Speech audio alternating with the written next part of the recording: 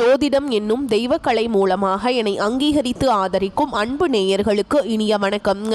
ரிஷபராசிக்கு இந்த பதிவு மூலம் அப்படி என்னதான் சிறப்பா இருக்கு அப்படிங்கிறத பார்க்கறதுக்கு முன்னாடி எம்பெருமான் முருகப்பெருமானின் ஆசீர்வாதம் உங்களுக்கு முழுமையாக கிடைக்க நான் சொல்லும் மந்திரத்தை நீங்களும் 3 முறை சொல்லிக்கிட்டே உங்களால் முடிஞ்சதுன்னா கமெண்ட் பாக்ஸில் ஒரு முறை கமெண்ட் பண்ணுங்க. ஓம் முருகா போற்றி, ஓம் முருகா போற்றி, ஓம் முருகா போற்றி.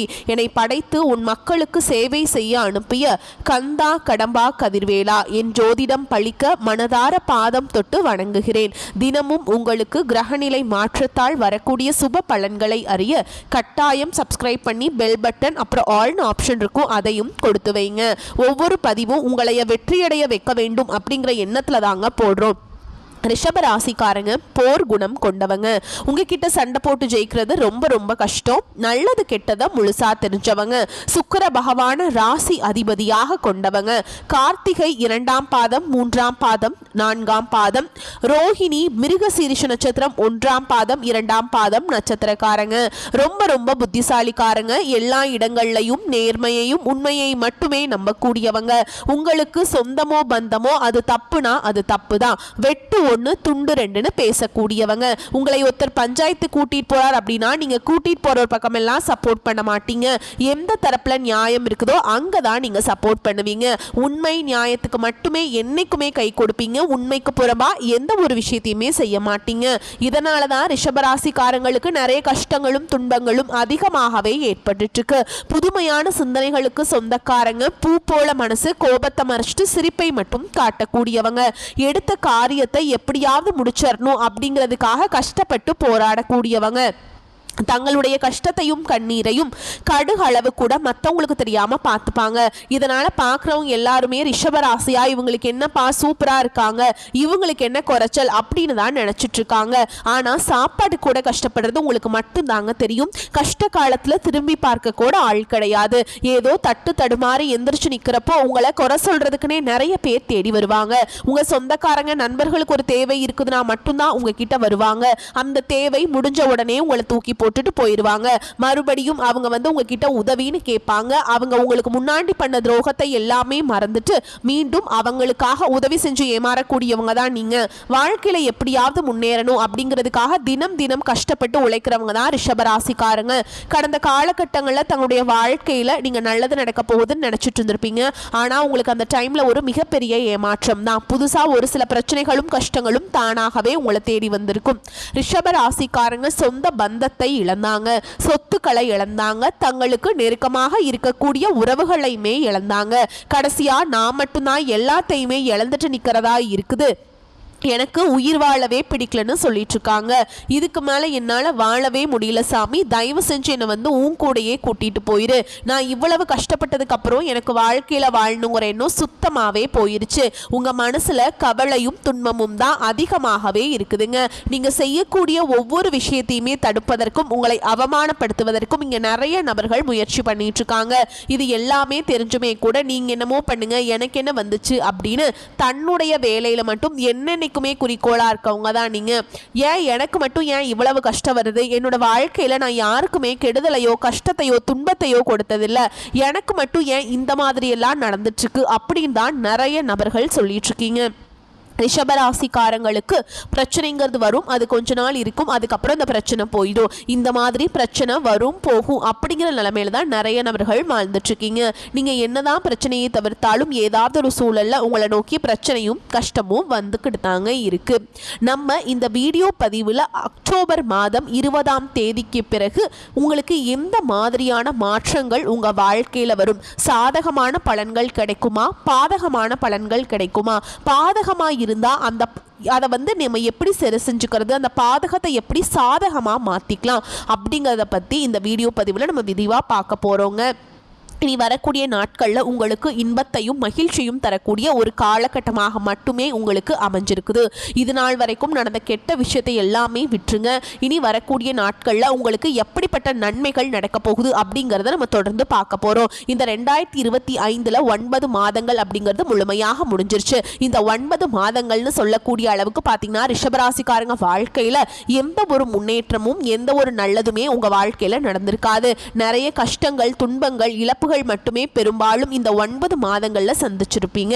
இனி வரக்கூடிய இந்த 2025 கடைசி 3 மாதங்களும் 2026 முதல் 3 மாதங்களை பொறுத்த வரைக்கும் பார்த்தீங்கன்னா உங்களுக்கு இந்த 6 மாத காலகட்டங்கள்ல சனியுடைய வக்ர பெயர்ச்சியும் குருவுடைய அதிசார பெயர்ச்சியும் சுக்கிர பெயர்ச்சியும் அதுக்கப்புறம் பார்த்தீங்கன்னா சூரிய பெயர்ச்சியும் இந்த 4 கிரகங்களுடைய பெயர்ச்சியும் பார்த்தீங்கன்னா உங்களுக்கு முழுமையாக கிடைக்க போகுதுங்க.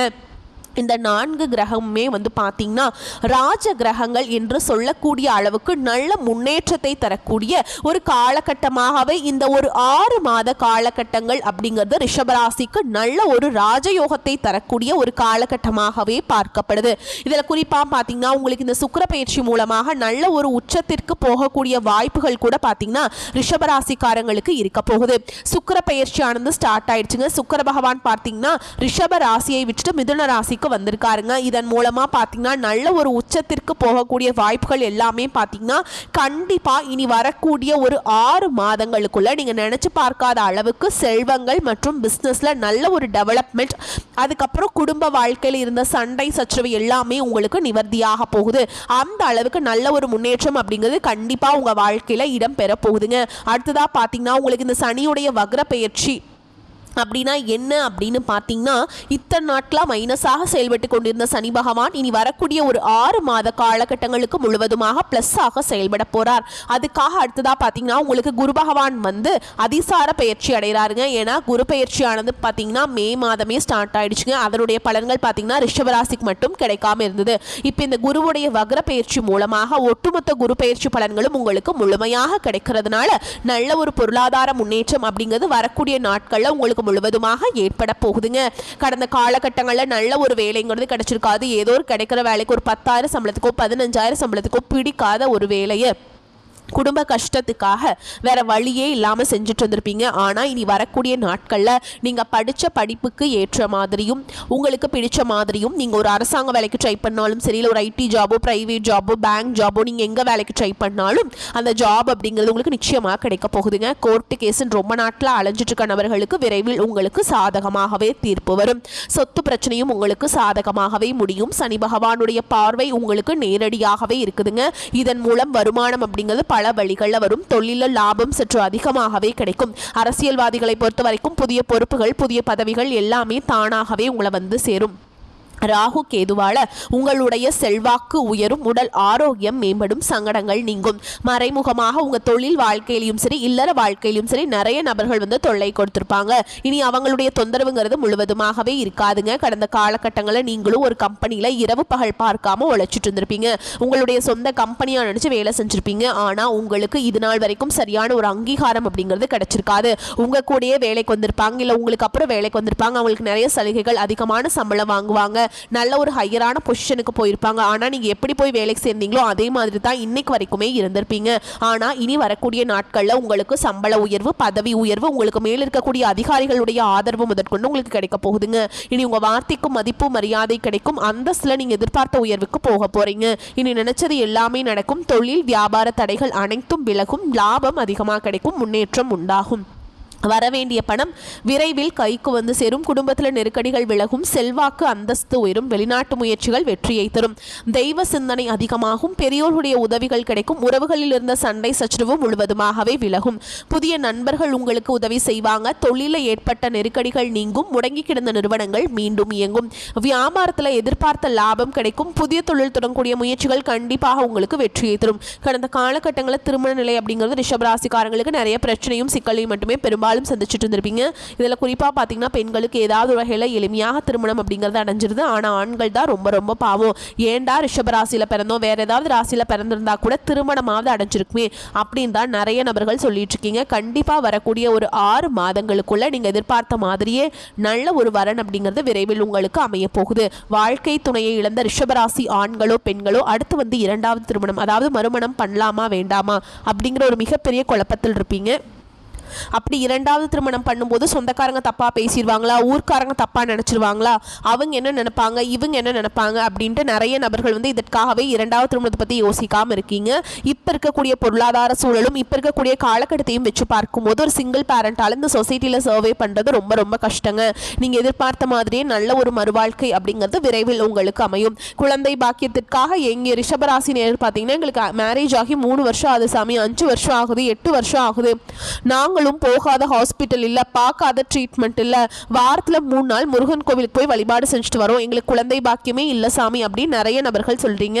இந்த வரக்கூடிய ஒரு 6 மாதங்களுக்குள்ள நீங்கள் உடல் சார்ந்த பிரச்சனைகள் அனைத்தும் முழுவதுமாக நிவர்த்தியாகி நிச்சயமாக உங்களுக்கு குழந்தை பாக்கியம் அப்படிங்கிறது விரைவில் உண்டாகும். பிரிந்திருக்கக்கூடிய கணவன் மனைவி எல்லாமே பார்த்தீங்கன்னா டிவோர்ஸ்க்காக அப்ளை பண்ணி வெயிட் பண்ணிட்டு இருப்பீங்க, இல்லை பிரிஞ்சு போய் தனியாக வாழ்ந்துட்டு இருப்பீங்க. நீங்கள் மீண்டும் ஒரு முறை நேரில் சந்தித்து பேசக்கூடிய வாய்ப்பு கிடைக்கும் பட்சத்தில் அந்த டிவோர்ஸ் எல்லாமே கேன்சல் பண்ணிட்டு மீண்டும் இருவரும் ஒன்றாக இணைந்து வாழ்வீங்க. கடந்த காலகட்டங்களில் காதலில் பெரும்பாலும் அதிகமான தோல்விகளை சந்திச்சது யாருன்னு பார்த்தீங்கன்னா அது ரிஷபராசிக்காரங்க தான். நல்லா லவ் பண்ணிட்டு இருப்பீங்க, திடீர்னு ஒரு சண்டை சச்சரவு ஈகோ பிரச்சனை மூலமாக அந்த லவ் வந்து பிரேக்கப் ஆயிருக்கும், இல்லை வீட்டில் போய் சொல்லும்போது பேரண்ட்ஸ் வந்து உங்களுடைய காதலுக்கு தடையாக இருந்திருப்பாங்க. ஆனால் இனி வரக்கூடிய நாட்களில் உங்களுடைய காதலை வெளிப்படுத்தும் போது அந்த காதல் கண்டிப்பாக கைகூடும். வீட்டில் போய் சொல்லும்போது பெற்றோர்களை உங்களுக்கு முன்னாடி நின்று திருமணம் செய்து வைக்கக்கூடிய வாய்ப்புகள் அதிகமாகவே உள்ளது. இனி வரக்கூடிய நாட்களில் கடினமான காரியத்தையுமே சுலபமாக செஞ்சு முடிச்சிருவீங்க. உங்கள் எளிமையான பேச்சு திறமையால் அனைவரையுமே கவர்ந்தெழுப்பீங்க. சமூகத்தில் உங்கள் பெயருக்கும் புகழுக்கும் படிப்படியாக முன்னேற்றம் வரப்போகுது. சிலருக்கு படிப்பதற்காகவும் வேலை விஷயமாகவும் தொழில் விஷயமாகவும் வெளியூர் வெளிநாடு போகக்கூடிய வாய்ப்புகள் எல்லாமே கிடைக்க போகுது. ரிஷபராசியை பொறுத்த வரைக்கும் நீங்க ஆண்களோ பெண்களோ அரசு வேலையோ தனியார் வேலையோ கூலி வேலையோ நீங்க எதிர்பாராத வருமானம் அப்படிங்கிறது உங்களுக்கு இரட்டிப்பு மடங்காக கிடைக்க போகுது. சேமிப்பு அப்படிங்கிறது பல மடங்காக உயரப்போகுதுங்க. இதன் மூலமாக கடந்த காலகட்டங்களில் ஏற்பட்ட கடன் பிரச்சனை அனைத்தும் வரக்கூடிய நாட்களில் முழுவதுமாக நிவர்த்தியாக போகுது. நீங்க போய் ரிஷபராசிக்காரங்களை பார்த்து கேட்டீங்க அப்படின்னா எனக்கு 3 லட்சம் இருக்குதுங்க, 5 லட்சம் இருக்குதுங்க, 10 லட்சம் இருக்குதுங்க, என் பிசினஸே லாஸுங்கன்னு சொல்லுவாங்க. அந்த அளவுக்கு பொருளாதாரத்தில் மிகவும் மோசமான நிலையில் இருந்தவங்க தான் நீங்க. இனி வரக்கூடிய நாட்களில் நல்ல ஒரு முன்னேற்றம் அப்படிங்கிறது நிச்சயமா உங்க வாழ்க்கையில ஏற்பட போகுது. இனி உங்களுடைய வளர்ச்சி அப்படிங்கிறது யாருமே எதிர்பார்க்காத அளவுக்கு ஒரு மிகப்பெரிய ஒரு அசுர வளர்ச்சியாக இருக்க போகுது. உங்களுடைய நண்பர்கள், உங்களுடைய சொந்தக்காரங்க, உங்களுடைய குடும்ப உறவுகளுமே உங்களுக்கு எதிரிகளாகவும் துரோகிகளாகவும் மாறக்கூடிய வாய்ப்புகள் அதிகமாகவே உள்ளது. கண்டிப்பாக இவர்கள் மூலமாக ஏதாவது ஒரு நபர் மூலமாக உங்களுக்கு ஆபத்து என்று வரையும் தெரிய வரும் பட்சத்தில் உடனடியாக அந்த ஒரு நபரை விட்டு விரைவில் கொஞ்ச நாட்கள் உடனடியாக தவிர்த்து கொள்வது ரொம்ப ரொம்ப நல்லதுங்க. நீச்சபங்கு ராஜயோகம் ஏற்படும் காலகட்டம். ராசி அதிபதி சுக்கிரன் பூர்வ புண்ணிய ஸ்தானத்துல நீச்சம் அடைகிறாருங்க. புதன் சுக்கிரன் பரிவர்த்தனையில் இருப்பதால் சுக்கிரனுக்கு நீச்ச பஞ்ச ராஜயோகம் கிடைக்கிறது. திட்டமிட்டபடி சுபகாரியங்கள் பிரம்மாண்டமாக நடந்து முடியும். தீபாவளி போனஸில் அழகு ஆடம்பர பொருட்கள் வாங்கி மகிழ்வீங்க. திருமண முயற்சிகள் சாதகமாகும். காதல் திருமணம் நடக்கும். உயர்கல்வி மற்றும் திருமணத்திற்கு தேவையான கடன் பொருள் உதவி கிடைக்கும். குலதெய்வ பிரார்த்தனைகள் நிறைவேறும். வீடு வாகனம் சொத்து போன்றவற்றில் ஏற்பட்ட இழப்பு விரயங்களை ஈடு செய்வீங்க. வீட்டிலும் வேலை பார்க்கும் இடத்திலும் நிம்மதியான சூழல் நிலவும். தாய் தந்தையின் ஆரோக்கியம் மகிழ்ச்சியை தரும் விதத்தில் இருக்கும். மனக்கசப்பில் பிரிந்து சென்ற உறவுகள் உங்களை புரிந்து மீண்டும் உறவை புதுப்பிப்பாங்க. முறையான திட்டமிடுதல் நிரந்தர வெற்றியை குவிக்கும். வெள்ளிக்கிழமைகள் மகாலட்சுமி தாயாருடைய வழிபாடு உங்களுக்கு பொருளாதாரத்தை மேம்படுத்தி கொடுக்குங்க. இந்த காலகட்டம் ராசிநாதன் சுக்கிரன் ராசியில ஆட்சியாக இருக்கிறாருங்க. தடைப்பட்ட பணம் கைக்கு கிடைக்கும். எதிலும் தயக்கமோ பயமோ இல்லாமல் ஈடுபட்டு வெற்றியை காண்பீங்க. அவசர முடிவுகளை எடுப்பதை தவிர்ப்பது நல்லது. விரும்பத்தகாத ஆசைகள் உண்டாகலாம்.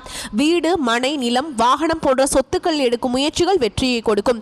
தொழில் ஸ்தானம் மிக பலமாக இருக்குதுங்க. தொழில் மாற்றம் உத்தியோக மாற்றம் போன்றவை உண்டாகலாம். எல்லா நட்பலன்களும் வந்து சேரும். பூர்வீக சொத்துக்கள் மூலம் லாபம் கிடைக்கும். தர்ம காரியங்களை நாட்டம் அதிகரிக்கும். வியாபாரம் செய்பவர்கள் சற்று கவனமாக இருப்பது நல்லது. உத்தியோகத்தில் இருப்பவர்களுக்கு பதவி உயர்வு தாமதப்படலாம். வெளிநாடு செல்வதில் எதிர்பாராத சிக்கல்கள் ஏற்படலாம். கவனம் தேவைங்க. எதிர்பாலினத்தாரிடம் பழகும்போது எச்சரிக்கை அவசியம். கணவன் மனைவிக்கிடையே அடிக்கடி வாக்குவாதங்கள் உண்டாகலாம். அரசியல்வாதிகள் அடுத்தவர் பிரச்சனைகளில் தலையிடுவதை தவிர்ப்பது நல்லதுங்க. கடன் கொடுப்பது ஃபைனான்ஸ் போன்றவற்றில் மிகவும் கவனமாக இருப்பது நல்லது. கலைத்துறையினரை பொறுத்தவரைக்கும் வாய்ப்புகள் வந்து குவியும். பெண்கள் இந்த காலகட்டத்தில் எதிலும் மிகவும் கவனமாக செயல்படுவது நல்லது. சுகஸ்தான அதிபதி சூரியன் மிக பலமாக இருக்கிறாருங்க. மாணவர்கள் படிப்புல கவனம் செலுத்துவது அவசியம். அவசியம். விளையாட்டுகளில் ஈடுபடும் போது கவனம் தேவை. மேலும் உங்களை பொறுத்த வரைக்கும் நட்சத்திர பலன்களை பார்க்கலாங்க. அந்த வகையில் கார்த்திகை நட்சத்திரம் 2ஆம் பாதம், 3ஆம் பாதம், 4ஆம் பாதம். உங்களுக்கு எந்த காரியத்திலையுமே அவசர முடிவு எடுக்காமல் இருப்பதும், வீண் வாக்குவாதங்களை தவிர்ப்பதும் நல்லது. திட்டமிட்டபடி காரியங்களை செய்து முடிப்பீங்க. பண வரது தாமதப்பட்டாலும் கையில் இருப்பு இருக்கும். ஓகேங்களா? அதே மாதிரி நட்சத்திரநாதன் சூரியன் சஞ்சாரத்தால் வேலை தவறி ரொம்ப கஷ்டப்பட வேண்டிய சூழல் வருங்க. ஆனாலும் நீங்கள் அதிலிருந்துலாம் வெளிவந்துருவீங்க. ரோஹிணி நட்சத்திரக்காரங்களை பொறுத்த வரைக்கும் வீண் விவகாரங்களை தலையிடாமல் ஒதுங்கி சென்று விடுவது நல்லது. மற்றவர்களுக்கு உதவும் போது கவனமாக இருப்பது நல்லது. குருவின் பார்வை ராசியின் மீதும் படிவதால் உடல் ஆரோக்கியம் அடையும். மனதில் மகிழ்ச்சி உண்டாகும்படியான நிகழ்ச்சிகள் நடக்கும். அடுத்ததான் மிருக சீரிஷ நட்சத்திரம் 1ஆம் பாதம், 2ஆம் பாதம். உங்களை பொறுத்த வரைக்கும் தொழில் வியாபாரத்தில் ஈடுபட்டு இருப்பவர்களுக்கு கடின உழைப்புக்கு பின் முன்னேற்றம் அடைவீங்க. எதிர்பார்த்த ஆர்டர்கள் சேரும். வாடிக்கையாளர்களை திருப்தி செய்ய கூடுதலாக உழைக்க வேண்டியிருக்கும். உத்தியோகத்தில் இருப்பவர்களுக்கு திறமையாக செயல்பட்டு பாராட்டுகளை பெறுவீங்க. உங்களை பொறுத்த வரைக்கும் பரிகாரம் வெள்ளிக்கிழமைகள் தோறும் அருகில் இருக்கக்கூடிய முருகப்பெருமானுடைய ஆலயத்துக்கு போயிட்டு 11 முறை வலம் வரவும். ஓகேங்களா? அதை பண்ணிங்கனாவே உங்கள் வாழ்க்கையில் இருக்கக்கூடிய பிரச்சனைகள் எல்லாமே விலகி போயிருங்க. வரக்கூடிய வாய்ப்புகளை மட்டும் கெட்டியாக பிடிச்சுக்கோங்க. வாழ்த்துக்கள். நன்றி, வணக்கம். வாழ்க வளமோடு நலமோடு.